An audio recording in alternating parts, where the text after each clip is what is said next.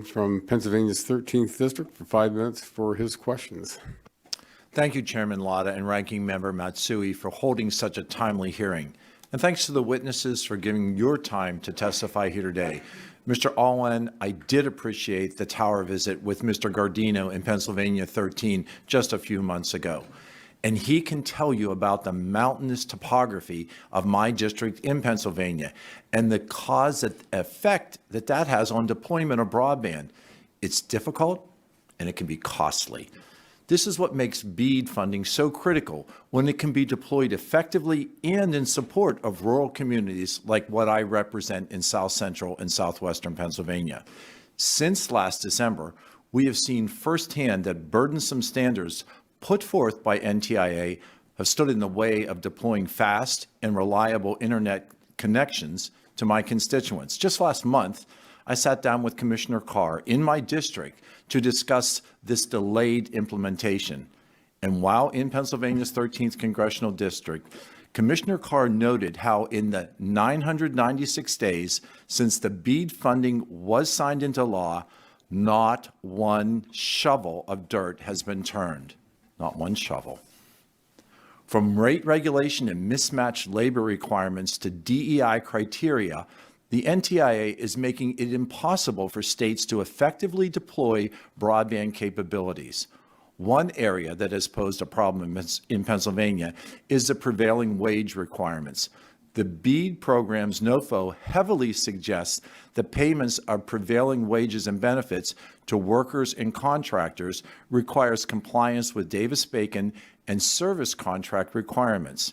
However, the mismatch between federal and state prevailing wage structures will result in disproportionate wages compared to actual job requirements, not only causing waste, but pushing out small to mid-sized providers who are best positioned to connect rural households to the broadband services that they so desperately need right now. Ms. Giles, it's interesting how the administration is saying they want internet for all, and yet they're sticking huge labor price tags on these programs. How are states grappling with insurmountable labor costs while trying to ensure all the unserved and the underserved are being developed? Thank you for the question. So I'll answer more specifically to Montana. We obviously have a pretty good workforce that pays already above prevailing wage in our state. We ran the data and we're already above those numbers. So we struck that balance by making prevailing wage optional. Our companies can get an additional point coming in through the application portal if they want to opt in to full Davis-Bacon. But we did not believe in having a hard, heavy hand on those requirements and requiring it of our companies. So our bigger challenge is the workforce shortage. We're about 3,000 workers short. We're partnering with our youth system, trying to create programs there. And then we have a housing shortage if we can't attract any talent. Do you feel that allowing those wages to be optional, the stated wages that often interfere, do you feel that allows you to have more bids from more companies, that they can look and see if the requirements are there and if they have the workforce in place to make these bids? Yes, sir, I do. Thank you. Ms. Giles, what impacts are the labor requirements having on small providers? And I'm going to ask you, Mr. Alwyn, to answer that question as well.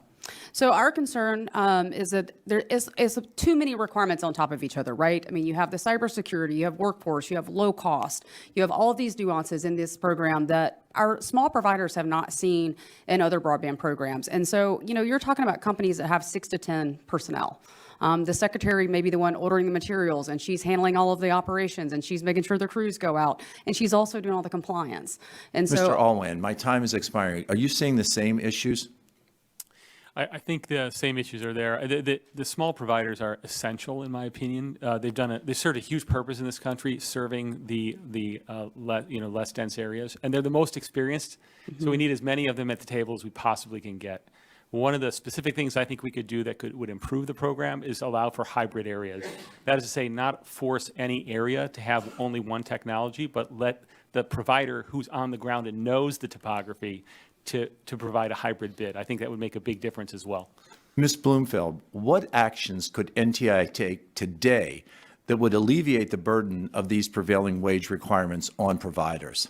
Well, prevailing wages will be a problem. I won't lie about that. But I do think the making sure that you're matching metro rates to metro builds versus what might be a more relatable urban rural rate to a rural bid, because otherwise you're going to just have that mismatch in terms of the ability for small providers. Do you feel that that mismatch allows the rural areas, like where I represent in South Central Pennsylvania, to be underserved? Do you feel that that continues to allow that development to be delayed? It can be a deterrent, absolutely, and people will factor that into whether or not they can make the economic decision to move forward with the program. Mr. Chair, my time has expired. Again, I thank all of the witnesses for being present here today and